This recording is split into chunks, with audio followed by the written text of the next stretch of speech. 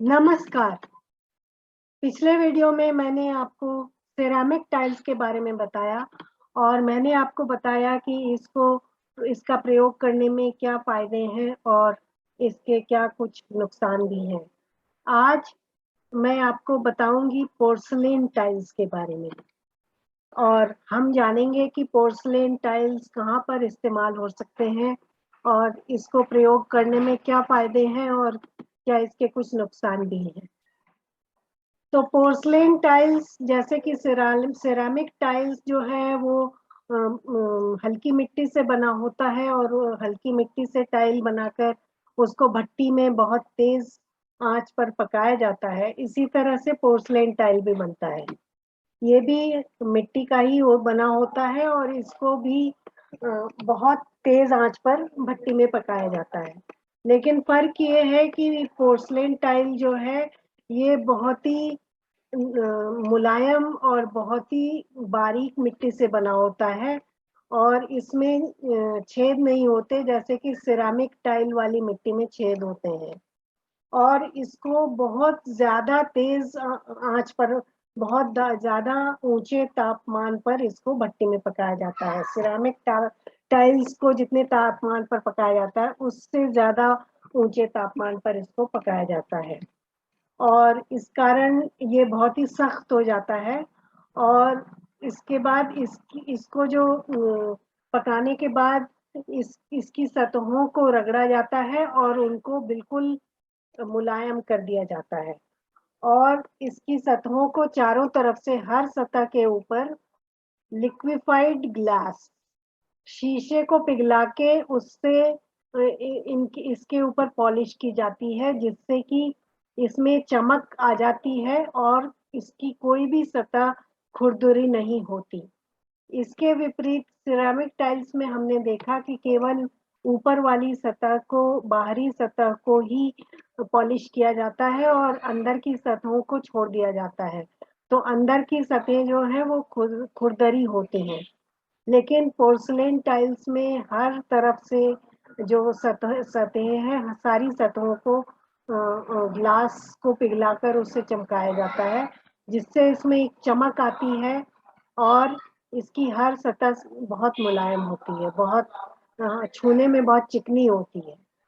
और जैसा कि मैंने बताया कि इसे बहुत उच्च तापमान पर भट्टी में पकाया जाता है तो इस कारण ये बहुत ही सख्त होता है। और उसके बाद जब इसको चमका दिया जाता है तो इसको फिर अलग-अलग डिजाइन और अलग-अलग रंगों में भी रंग दिया जाता है जिससे कि ये देखने में आकर्षक लगते हैं।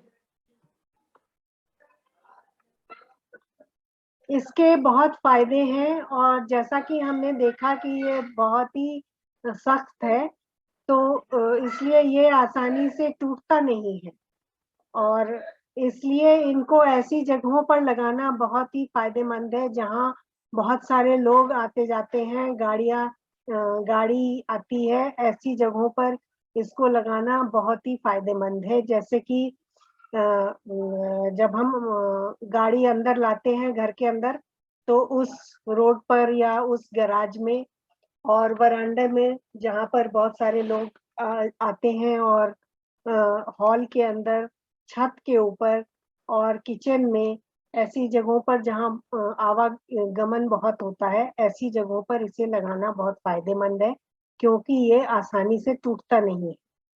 और इसमें इसकी जो सतह होती है उसको कई प्रकार से बनाया जाता है जिससे कि वो देखने में लकड़ी के जैसा लग सकता है या पत्थर के जैसा लग सकता है।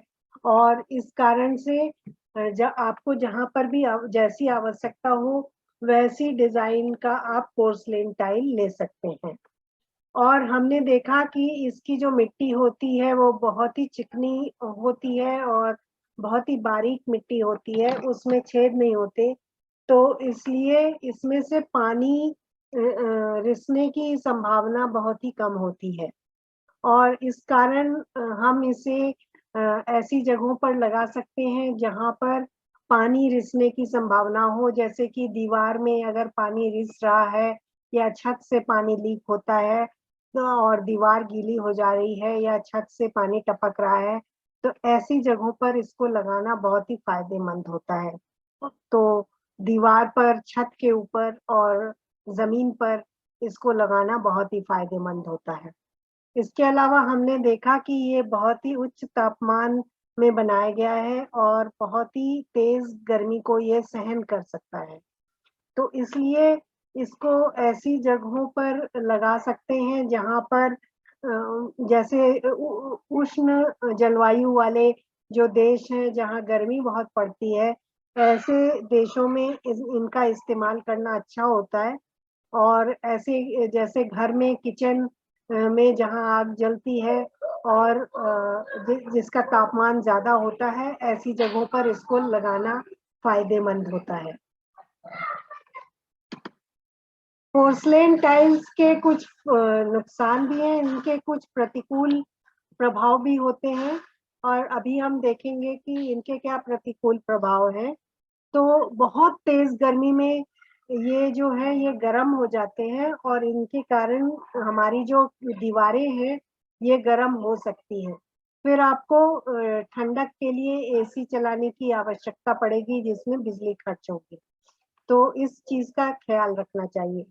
और क्योंकि ये बहुत ज़्यादा सख्त हैं, इनको काटना या अपनी मनपसंद डिज़ाइन में इनको आकार देना और उनको सीमेंट के साथ जोड़ना, ये बहुत ही मुश्किल होता है। इसमें बहुत ज़्यादा मेहनत और तकनीक की आवश्यकता होती है।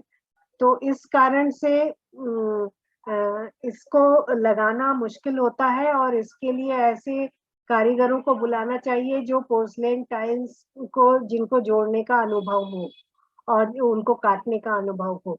सब लोग आसानी से ये नहीं कटता जैसे कि सिरेमिक टाइल्स कट जाता है। और क्योंकि इसको बहुत ही उच्च तापमान में पकाया जाता है और उसके बाद इसको काटने में और जोड़ने में बहुत मेहनत लगती है, बहुत ही विशेषज्ञ लोगों की आवश्यकता होती है, तो इसलिए इसकी कीमत जो है वो सिरेमिक टाइल से ज़्यादा होती है।